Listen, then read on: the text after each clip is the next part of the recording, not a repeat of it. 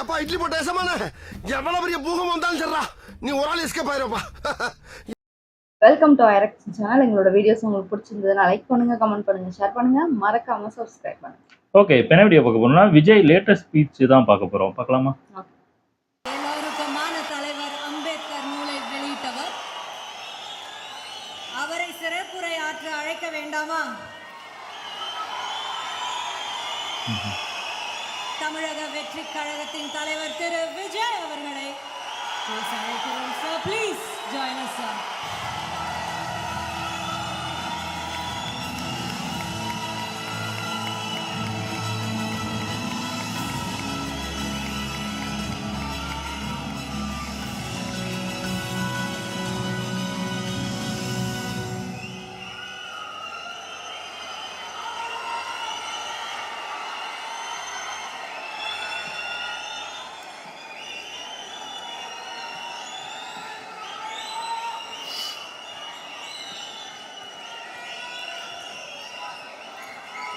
எல்லாருக்கும் வணக்கம்.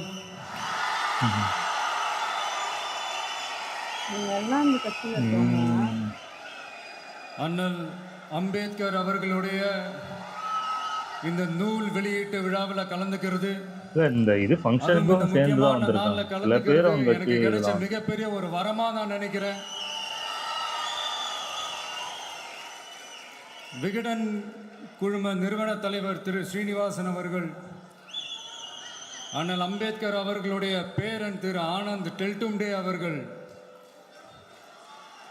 நீதியரசர் ஓய்வு பெற்ற நீதியரசர் திரு சந்துரு அவர்கள், திரு ஆதவ் அர்ஜுனா அவர்கள்,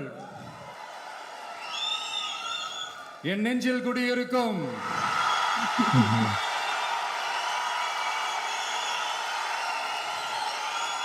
என்னுடைய நண்பா நண்பிகள், தோழா தோழிகள்,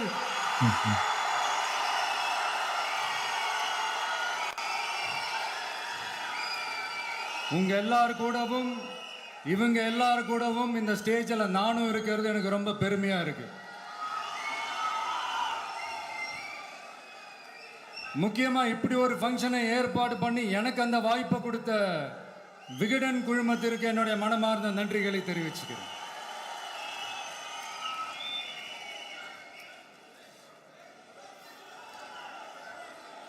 இன்னைக்கும் நிறைய பேர்கிட்ட உங்க ஃபேவரட்டான ஹாலிடே டெஸ்டினேஷன் எதுன்னு கேட்டீங்கன்னா நியூயார்க் சிட்டின்னு சொல்லுவாங்க. ஏன்னா அங்கே போய் ஒரு 2-3 நாள் தங்கிட்டு வர்றதே அது ஒரு பெரிய ஸ்டேட்டஸ் ஆகவும் ஒரு பெரிய அச்சீவ்மெண்ட் ஆகவும் நினைப்பாங்க. ஆனால் 100 வருஷத்துக்கு முன்னாடியே நியூயார்க்லாம் போய் அங்கே உலக புகழ் பெற்ற கொலம்பியா யூனிவர்சிட்டிலலாம் போய் படித்து டாக்டர் பட்டம் வாங்கி சாதித்த ஒரு அசாத்திய மாணவர் ஒருத்தர் இருந்தார். அது கூட பெருசு இல்லை, அவர் எந்த சூழ்நிலையில் அங்கே போய் படித்து சாதிச்சாருன்றதான் மிகப்பெரிய விஷயம். அன்னைக்கு அந்த மாணவரை, நீ இந்த சாதியில் பிறந்திருக்கிற, உனக்கெல்லாம் படிக்கிறதுக்கெல்லாம் தகுதி இல்லை, நீ எல்லாம் எதுக்கு ஸ்கூலுக்கு வர, அப்படி இப்படின்ட்டு அவர் வாழ்கிற சமூகமே அவரை தடுத்துச்சு. அதையும் மீறி அந்த மாணவர் பள்ளிக்கூடம் போனால் சக மாணவர்களுடன் சரிசமாக உட்கார்ந்து படிக்க அவருக்கு அனுமதி இல்லை. தாக எடுத்தா தண்ணி கூட குடிக்க முடியல. அப்படி அத்தனை சக்திகளும் அவருக்கு எதிராக இருந்தது. ஆனா ஒரே ஒரு சக்தி மட்டும்தான், நீ படி, எத்தனை தடைகள் வந்தாலும் படி, தொடர்ந்து படி அப்படின்னு சொல்லிக்கிட்டே இருந்தது. அதுதான் அந்த மாணவருக்குள்ள இருந்த அந்த வைராக்கியம். அந்த சின்ன வயசுல அந்த மாணவருக்குள்ள எப்படி அப்படி ஒரு வைராக்கியம் வந்துச்சுன்னு நினைச்சு பார்க்கும்போது உண்மையிலே பிரமிப்பா தான் இருந்துச்சு. அந்த வைராக்கியம் தான் அந்த மாணவரை பிற்காலத்தில் இந்த நாட்டோட ஒரு தலை சிறந்த இன்டெலெக்சுவலா டிரான்ஸ்ஃபார்ம் ஆகிறதுக்கும் காரணமா இருந்துச்சு. எனக்கு தெரிஞ்ச உலக வரலாற்றிலே இப்படி ஒரு டிரான்ஸ்ஃபர்மேஷனை யாரும் பார்த்துருக்க மாட்டாங்க. அந்த மாணவர் வேற யாரும் இல்லை, நம்மளுடைய அண்ணல் அம்பேத்கர் அவர்கள் தான்.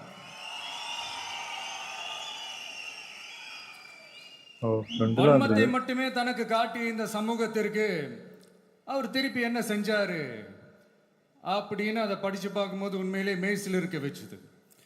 பிறப்பால் நாம் அனைவரும் சமம், நீ எந்த சாதியில பிறந்திருந்தாலும் எந்த மதத்தை பின்பற்றினாலும் சட்டத்தின் முன் நாம் அனைவரும் சமம் அப்படிங்கிற ஒரு உயரிய கோட்பாட்டை உறுதி செய்யும் நம் நாட்டின் அரசியல் சாசன சட்டத்தை வழங்கி நம்ம நாட்டில் இருக்கிற எல்லாருக்குமே ஒரு பெருமை தேடி தந்தவர். இன்னைக்கு ரிலீஸ் பண்ற இந்த புக்கில் எல்லோருக்குமான தலைவர் அம்பேத்கர் அப்படின்ற அந்த புக்கில் ஒரு 100க்கும் மேற்பட்ட கட்டுரைகள், நேர்காணல்கள் எல்லாமே இருக்குது. அதில் என்ன ரொம்ப யோசிக்க வச்சது அவர் எழுதின அந்த பயோகிராஃபி தான். வெயிட்டிங் ஃபார் அ வீசான்னு சொல்லி அதுக்கு தலைப்பு வச்சிருந்தார். அதில் அவர் லைஃப்பில் ஃபேஸ் பண்ண விஷயங்கள், அவரை பாதித்த விஷயங்கள் எல்லாமே கிட்டத்தட்ட ஒரு 6 சம்பவங்கள் பற்றி அதில் குறிப்பிட்டிருந்தார். அதில் ஒரு 2 விஷயம் எனக்கு ரொம்ப பாதித்தது என்னென்னா, அதில் ஒன்று, அவருக்கு 9 இயர்ஸாக இருக்கும்போது அவரும் அவருடைய பிரதரும் வெளியூரில் இருக்கிறாங்க, அப்பாவை பார்க்கறதுக்காக போகிறாங்க. அப்போ ட்ரெயின்லேருந்து இறங்கி இந்த மாட்டு வண்டிக்காக வெயிட் பண்ணிட்டு இருக்கும்போது ஒருத்தர் கூட அவங்கள ஏற்றிட்டு போகிறதுக்கு தயாராக இல்லை. ஏன்னா அந்த அளவுக்கு தீண்டாமை கொடுமை. அப்புறம் கொஞ்சம் எக்ஸ்ட்ரா பணம் காசெல்லாம் கொடுக்குறோன்னு ஒரு வண்டிக்காரர் ஒத்துக்கிறார். அப்போ கூட அந்த வண்டிக்காரர் என்ன பண்ணுறாருன்னா, அந்த பசங்களை வண்டி ஓட்ட சொல்லிட்டு இவர் தீட்டுப்பட்டுடும்னு சொல்லி வண்டியில் ஏறாமல் நடந்து போகிறாரு. அந்த நாள் முழுக்க அந்த பசங்களுக்கு குடிக்க தண்ணி கூட கொடுக்காம அந்த டிராவல் எவ்வளவு கொடுமையா இருந்துச்சுன்னு சொல்லி அதில் மென்ஷன் பண்ணியிருந்தார். 2வது, அதே அம்பேத்கர் அவர்கள் அமெரிக்கா, பிரிட்டன்லாம் போய் படிச்சு டாக்டர் பட்டம்லாம் வாங்கி சாதிச்சு ஒரு பெரிய வழக்கறிஞரா இந்தியாவுக்கு திரும்ப வராரு. அப்போ மும்பைக்கு பக்கத்தில் ஒரு கிராமத்துக்கு அவரை கூப்பிடுறாங்க. அப்போ அவர் ஒரு அரசாங்க பொறுப்பில் இருக்கிறாரு. அந்த கிராமத்துக்காரங்க ஒரு வண்டியை ஒன்று ஏற்பாடு பண்ணி அவரை கூட்டிட்டு வரணும்னு நினைக்கிறாங்க. ஆனால் அந்த வண்டி ஓட்டுறவர் அவருக்கு சமமாக உட்காந்து வண்டி ஓட்டுறதுக்கு யோசிக்கிறார், மறுக்கிறார். ஒரு லண்டனுக்கு போய் ஒரு பாரிஸ்டர் பட்டம் வாங்கிய அம்பேத்கரை விட ஒரு வண்டி ஓட்டுறவர் தன்னை உயர்ந்தவனா நினைக்கிறார். அதுதான் அந்த சமூக கொடுமை தான் அவரை சமத்துவத்துக்காக போராட வச்சது. எனக்கு ஒரு டவுட்டுங்க, இன்னைக்கு திரு அம்பேத்கர் அவர்கள் உயிரோடு இருந்திருந்தா என்ன நினைப்பாரு? இன்னைக்கு இருக்கிற நம்ம இந்தியாவை பார்த்து அவர் பெருமைப்படுவாரா, இல்ல வருத்தப்படுவாரா, இல்ல அப்படியே வருத்தப்பட்ட எதை நினைச்சு வருத்தப்படுவாரு? இன்னைக்கு நம்ம நாடு முழு வளர்ச்சி அடையணும்னா ஜனநாயகம் காக்கப்படணும். அந்த ஜனநாயகம் காக்கப்படணும்னா அரசியல் அமைப்பு சட்டம் காக்கப்படணும். அதுக்கான பொறுப்பு, அந்த கடமை நம்ம ஒவ்வொருத்தருக்கிட்டையும் இருக்கணும்னு தோணுச்சு. அந்த பொறுப்போடும் அந்த கடமையோடும் தான் இதை நான் ஆணித்தரமா சொல்றேன். ஜனநாயகத்தை நாணிவேர் ஃப்ரீ அண்ட் ஃபேர் எலெக்ஷன்ஸ், சுதந்திரமான மற்றும் நியாயமான தேர்தல். தேர்தல் நியாயமா நடக்கலன்னு நான் சொல்ல வரல, பட் சுதந்திரமாகவும் நியாயமாகவும் தான் தேர்தல் நடக்குது அப்படிங்கிற அந்த அசைக்க முடியாத நம்பிக்கை நம்ம ஒவ்வொரு இந்தியனுக்கும் இருக்கணும்னு தோணுச்சு. அது அமையணும்னா தேர்தல் ஆணையர்கள் கான்சென்சஸ், அதாவது ஒருமித்த கருத்து அடிப்படையில் மட்டும்தான் நியமிக்கப்பட வேண்டும் அப்படின்றத என்னுடைய ஒரு வலிமையான ஒரு கோரிக்கை. 2வது, ஏப்ரல் 14 அண்ணல் அம்பேத்கர் அவர்களுடைய பிறந்த நாள். அன்னைக்கு தான் நம்ம ஒட்டுமொத்த இந்தியர்களுக்குமான ஜனநாயக உரிமைகள் பிறந்த தினம். அதனால் அந்த டேட்டை இந்தியாவோட ஜனநாயக உரிமைகள் தினமா அறிவிக்கணும்.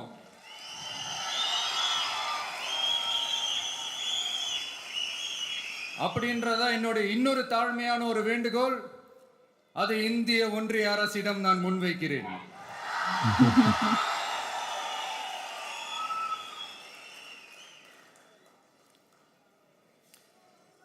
அம்பேத்கர் அவர்களை பத்தி யோசிக்கும் போது கண்டிப்பா சட்டம் ஒழுங்கு, சமூக நீதியை பத்தி யோசிக்காம இருக்கவே முடியாது. இன்னைக்கு மணிப்பூர்ல என்ன நடக்குதுன்னு நம்ம எல்லாருக்குமே தெரியும். ஆனா அதை பத்தி கொஞ்சம் கூட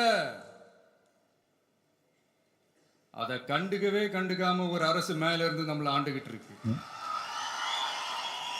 அது பயங்கரமா இருக்கு. அப்பா, சரி, அங்கதான் அந்த அரசு அப்படி இருக்குன்னா இங்க இருக்கிற அரசு எப்படி இருக்கு?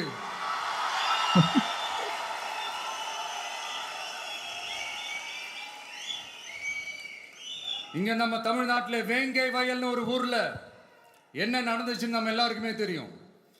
சமூக நீதி பேசுற இங்க இருக்கிற அரசு அதுக்கு எந்த விதமான ஒரு நடவடிக்கை எடுத்த மாதிரியே எனக்கு தெரியலையே. இவ்வளவு காலங்கள் தாண்டி, இத்தனை வருஷங்கள் தாண்டி ஒரு துரும்ப கூட கிள்ளி போடலையே. அதுதான் இதெல்லாம் இன்னைக்கு அம்பேத்கர் அவர்கள் இன்னைக்கு பார்த்தாருன்னா வெக்கப்பட்டு தலை குனிஞ்சு போவார்ல. கரெக்ட். நம்ம நடக்கிற பிரச்சனைகள், நடக்கிற கொடுமைகளுக்கெல்லாம் நம்ம குரல் கொடுக்கணும். ஆனா நடக்கிற பிரச்சனைகள் ஒன்னா ரெண்டா? பெண் குழந்தைகளுக்கு எதிரா, பெண்களுக்கு எதிரா, ஏன் மனித உயிர்களுக்கு எதிரா? இதெல்லாம் நம்ம பார்க்கிறோம், படிக்கிறோம், மற்றவங்க கிட்ட இருந்து கேட்டு தெரிஞ்சுக்கிறோம். இதுக்கெல்லாம் ஒரு நிரந்தரமான ஒரு தீர்வு என்ன தெரியுமா? ரொம்ப சிம்பிள் தான். நம்ம தமிழ்நாட்டு மக்களுக்கு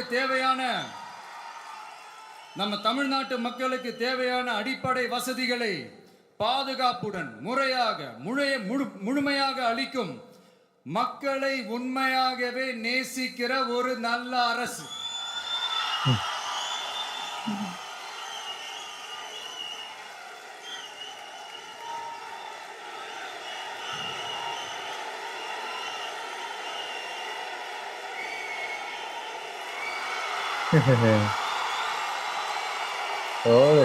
பா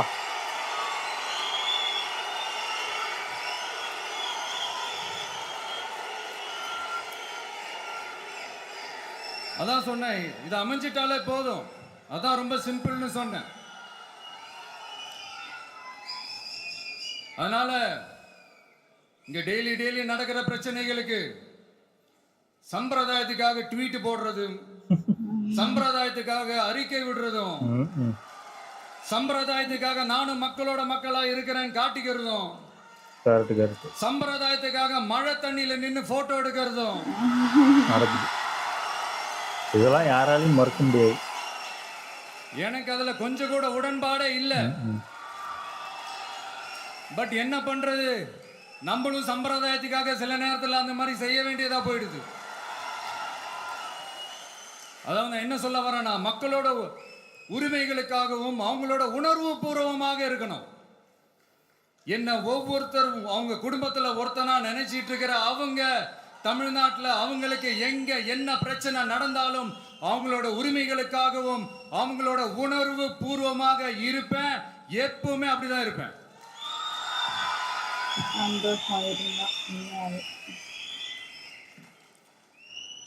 மக்கள் உணர்வுகளை மதிக்க தெரியாத, மக்களுக்கு அடிப்படை சமூக நீதியான பாதுகாப்பை கூட உறுதி செய்ய இயலாத, கூட்டணி கணக்குகளை மட்டுமே நம்பி இருமாப்புடன் 200 வெல்வோம்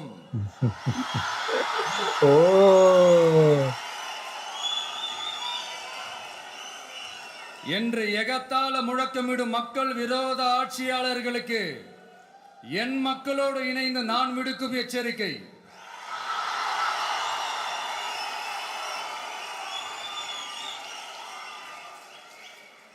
நீங்க உங்களோட சுயநலனுக்காக பல வழிகளில் பாதுகாத்து வரும் உங்கள் கூட்டணி கணக்குகள் அனைத்தும்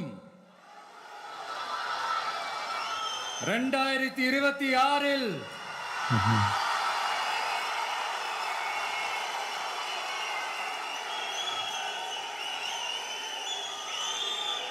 மக்களே மைனஸ் ஆக்கி விடுவார்கள். மக்களே மைனஸ் ஆக்கி விடுவார்கள். மக்களே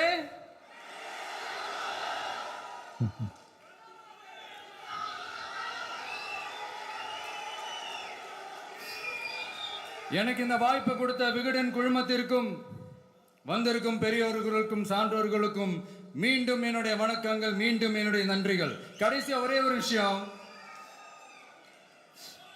விடுதலை சிறுத்தைகள் தலைவர் திரு தோல் திருமாவளவன் அவர்கள் பயங்கரம்ப்பா, சரியான அடி. அவங்களால இன்னைக்கு வர முடியாம போச்சு.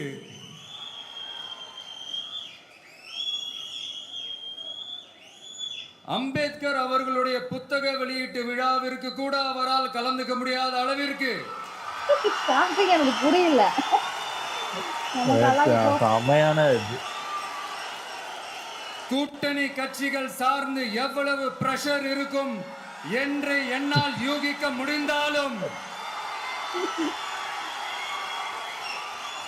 நான் இப்ப சொல்றேன், அவருடைய மனசு முழுக்க முழுக்க இன்னைக்கு நம்மளோட தான் இருக்கும். நன்றி, வணக்கம். அவ்வளவுதான் நினைக்கிறேன். சூப்பர் நல்லா இருந்துச்சு. ஆனா இது கடைசி இதெல்லாம் பேசிட்டு கடைசி பயங்கரமான ஒரு இது பண்ணி கிட்டத்தட்ட அந்த கிரிக்கெட்லாம் கடைசி பால் சிக்ஸ் அடிப்பாங்களா சிக்ஸ் அப்படின்னு இருக்கலாம் இந்த மாதிரிதான் புரியல எனக்கு ஸ்டார்டிங். அதுக்கப்புறம் தான் யோசிச்சு பார்க்கும்போது தான் கொஞ்சம் கொஞ்சம் புரியுது. நல்லா பேசுறாரு, உண்மையாவே நல்லா இருக்கு அவர் பேசுறது கேட்கறதுக்கு. அதே மாதிரி அதான் போன வாட்டி இந்த மாநாடு பேசும்போது என்ன சொன்னாங்க, எழுதி வச்சு அப்படியே கொடுத்ததை பேசிட்டாங்க. இப்போ இதை என்ன சொல்லுவாங்கன்னு எனக்கு தெரியல. அதாவது பேசுறதெல்லாம் விஷயம் கிடையாது, அதை செயல்படுத்தணும். பேசி ஈஸியா எல்லாரும் மேடையில் நின்று பேசிட்டு போயிடுவாங்க, அதை செயல்படுத்துறதே இல்லையே. இது சொல்றது உண்மை பொய்ன்னு நம்ம சொல்லவே முடியாது. ஏன்னா அதுதான் நடக்குது. அதாவது இப்போ மழை வருதோ இல்லை வெள்ளம் வருதோ, அது சும்மா தண்ணிக்குள்ள இறங்கி நின்று வேடிக்கை பார்த்துட்டு போறது இது கிடையாது. அதான் எப்படி அந்த தண்ணியை வெளியில கொண்டு வரணும்னு அதுக்கு வேலை பார்க்கணும். அதை விட்டுட்டு அதுக்குள்ள போய் நின்று வேடிக்கை பார்க்கறதுக்கு, அது ஒரு போட்டோ எடுத்து காட்டுறதுக்கோ வீடியோ எடுத்து காட்டுறதுக்கோ அதை நம்ம பார்க்கறதுக்கு ஒரு அவசியம் இல்லை. அவங்க அது சீக்கிரம் வேலையை முடிக்கணும். அதை பார்க்கறதுனால என்ன வேலை முடிக்க போதாங்க எனக்கு தெரியவே இல்லை. இவர் பேசுறதுல இருந்து எனக்கு என்ன புரிஞ்சிச்சுன்னா, நல்லா அந்த இந்திய அரசியலமைப்பு புத்தகத்தை வந்து இவர் நல்லா படிக்கிறாரு, படிச்சு தெரிஞ்சுக்கிட்டு அதுக்கப்புறம் தான் இதெல்லாம் பேசுறாருன்றது நல்லா எனக்கு புரியுது. ஆமா, அதுதான் ஒரு ஒரு ஒரு அதாவது ஃபுல்லா படிக்கிறாரா எனக்கு தெரியல, அதுல அந்த பேசிக் ஓரளவுக்கு தெரிஞ்சு வச்சுட்டு அது பேசுறாருன்னு நினைக்கிறேன். எனக்கு தெரிஞ்சு அரசியல்வாதிகளுக்கு அந்த புக்ல இருக்கிறதெல்லாம் படிச்சிருப்பாங்களாங்கிறது தெரியல. அதெல்லாம் புக்ல இருக்கான்னு கூட தெரியாது. அந்த விஷயத்துல பாராட்டணும், படிச்சவங்களுக்கு தெரியும். நல்லா இருந்துச்சு. ஓகே, வீடியோஸ் உங்களுக்கு பிடிச்சிருந்தா லைக் பண்ணுங்க, ஷேர் பண்ணுங்க, கமெண்ட் பண்ணுங்க, மறக்காம சப்ஸ்கிரைப் பண்ணுங்க. எல்லாருக்கும் பை.